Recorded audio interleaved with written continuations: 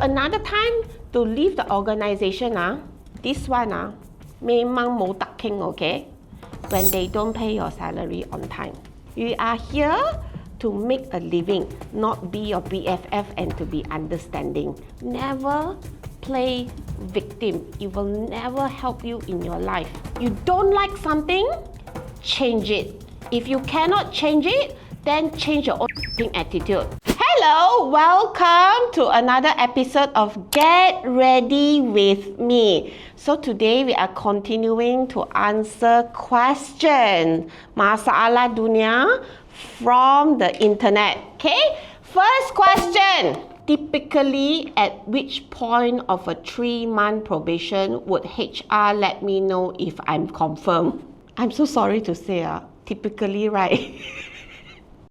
Will be 1 week after your probation period. They will give you a letter backdated. Typically but ideally speaking, they should inform you 1 week earlier, not 1 week later. That is typical. Now, a lot of people also ask me, what if my probation is 3 months, but 3 months has already passed and they still do not give me confirmation letter?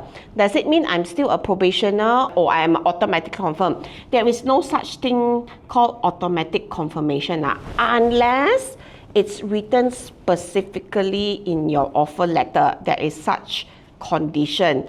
In case law, it says that after your probation period and you are not given a confirmation in writing, you will continue your service in the company as a probationer. Macam tu. Okay, next. What are some good qualities that make a good HR personnel? Soalan yang sangat bagus. A HR personnel who is compliant and compassionate. Number 1, have to be compliant. A lot of people also come and tell me, because the company hire HR the company pay the HR salary automatically, of course, the HR will cite the company, which is not wrong. But in order to cite the company, HR have to make sure the company don't get into legal trouble. Correct or not? So first thing they need to do is make sure whatever all the process and procedure in the company, all the policy has to be compliant to labor law. Like contohnya, they don't force annual leave. They have to be compliant, make sure the boss don't get into trouble. Because going against the Employment Act is 50,000 fine and 2 years jail. O kedua-duanya sekali, you know. The other part that I said that sometimes also as HR, not everything must go according to the book. HR also must have the instinct when they need to exercise the empathy. That is where compassionate will come in. Like contohnya kan, MC. Sekarang kan hangat-hangat orang semua nak cakap pasal MC ni. Of course, if you are someone who is MC all the time, it will create inconvenience to the company.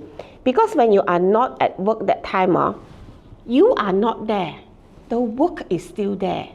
Who is going to do the work? Either another colleague have to pick it up, right? Or you will pile up and tomorrow you want to come back, then customer complain. A lot of things will happen when you are not at work. When you guys are not at work, when you're on unplanned leave that time, MC is considered as an unplanned leave because nobody plans an MC. There will be a lot of disruption to work, and disruption will always create inconvenience to the business. Of course, when you create inconvenience to the business, bos akan buat bising. And when boss buat bising that time, most of the time they will go bising kat HR. So dia akan tambah kerja HR, betul tak?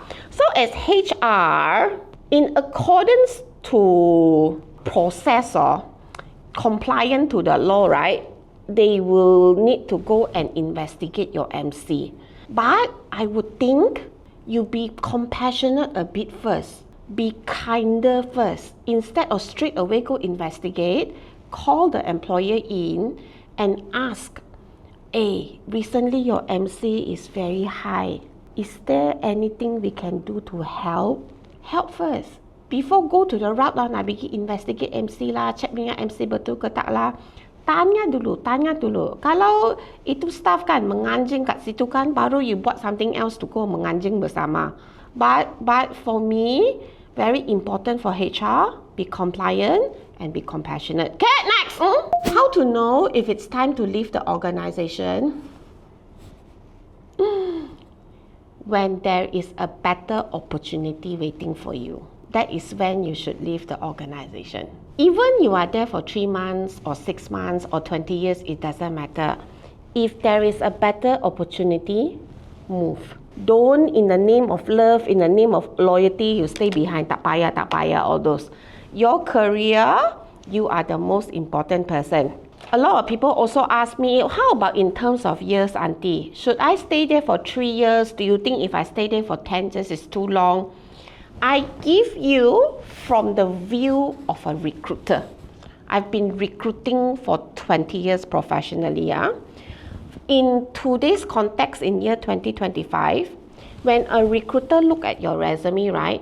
If you have minimum 3 years tenure in a company, they rarely question like why you leave. They don't harp on it lah. They can accept 3 years is time to move on.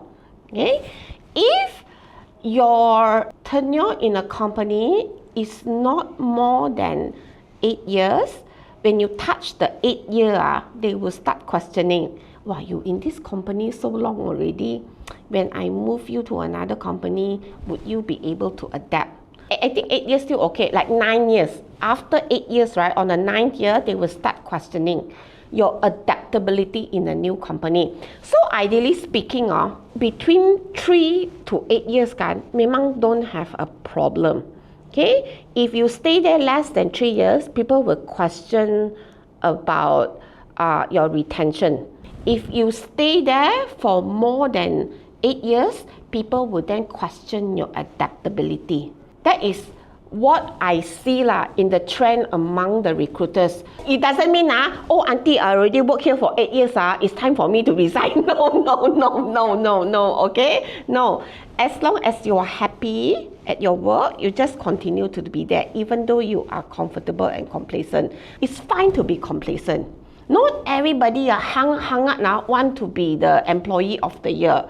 Some people just decide to come in, make a living, go home and have a life. I think it's always okay. Okay? So another time to leave the organization, this one, memang mau tak king, okay? When they don't pay your salary on time. That one for me is pantang. You say you will pay me by 31st of every month. I want to see my salary in on the 31st of every month. If you pay me 1 day late, 1 time, 2 times, maybe I can tutup satu mata. But if you constantly pay me late for 4-5 months, then no. You are here to make a living, not be your BFF and to be understanding. For me, the moment they are not compliant in paying your salary, your EPF SOCSO on time, that is the time to leave. Okay, next! Can employer terminate employee during notice period without receiving any warning? No, cannot. Regardless whether you're serving your notice period or not, in accordance to Industrial Relations 1967, Section 20. Betul lah. In order to terminate a workman, to terminate an employee, the company must have just cause or excuse. Or in accordance to the Employment Act, it has to be after due inquiry. So, a show cause letter, taking disciplinary action formally, is part of the process of having a just cause or inquiry. So, they cannot out of a sudden and terminate you like that. This happens very often, kan? Like contohnya, you guys need to serve 3 month notice. After you tender, then your boss is very angry. They say, tak payah serve 3 months lah, You just pack your desk and leave today lah. Now, to shorten or extend a notice period, it requires both parties to agree. It cannot be they ask you to go like that. If that is the case, then you can lodge a report at JPP. Okay, next! What is the hardest and toughest duty as a HR manager? I don't say HR manager lah, I think I say HR in general lah. Trying to please everybody.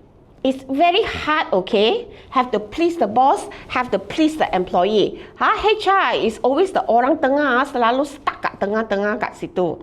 Sangat susah, okay? Very hard to please. And I notice this, people will always have something to complain about. Betul, they are never happy one, you know. Salary tak cukup lah, bonus tak cukup lah, pantry tidak ada Milo lah. Lepas tu, kenapa itu lucky draw punya present tak cukup mahal lah. Then during team building that time, why is this only fried mihun only? Cannot buy better things for us to eat lah. Kenapa itu cake tak sedap? Kenapa tidak ada ice? Why is there no free coffee in the morning? Banyak, okay? Orang suka complain. So I think that one of the hardest and toughest job of HR as a human resources is trying to make all the humans happy. Okay, next. How do we stay friendly with being friends with colleagues? Ini kenapa macam so scandalous the question? Ini budak-budak also can answer you how to stay friendly. Communication, occasionally go out for lunch together. If office got party, go party together. If today is his birthday, just wish happy birthday. Sometimes send a GIF e-card, Merry Christmas. Simple things only, But you are asking how to stay friendly, is it? That is different story, scandalous. Story for another day. Okay, next. Anyway, before I continue, I want to introduce this.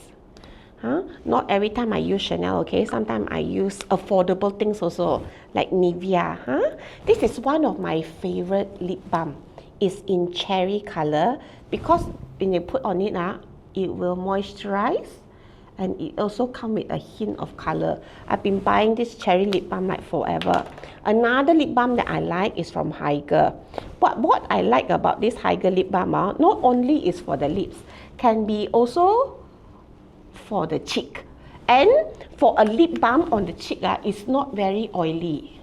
I love it, I love it. I know lah, the owner, Ivor will tell you put on the eyes also. Eyes I don't put it. Can the employer chooses not to accept the payment in lieu of notice from the employee? Or this is when you guys want to shorten your notice period, kan? So, in accordance to the Employment Act 1955, it does state that if the employee decides to pay the notice in lieu and want to leave early, the company cannot stop him.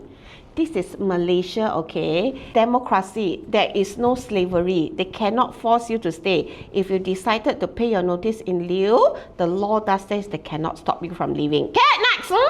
Isn't enough to sustain a life, employed, unemployed. I don't know where to go. Apa ni? Macam I reading Shakespeare now. Isn't enough to sustain a life. To be employed or to be unemployed. I do not know where to go. It's quite common when you hit crossroads like that. I think it's quite common that during a midlife crisis especially, normally this kind of feeling will come when you feel burnt out. This is why people come up with this thing called quiet quitting gun. It's like you feel like there's no more meaning in my life. Every day wake up, go work, do work, come back work. Then the next day, morning again, go work, then come back work. Like a never-ending cycle, like Groundhog Day, gun. So you will start questioning. Then you don't want to work, but at the same time you need money to sustain your life. So what do you do? What do you do? I tell you what I did. Because I faced this midlife crisis 2 years ago. I cannot quit my job because I am a sole breadwinner. I pay all the bills in my house. Right? I cannot afford not to work. I need the income. But at the same time, I feel like my career is being stagnant.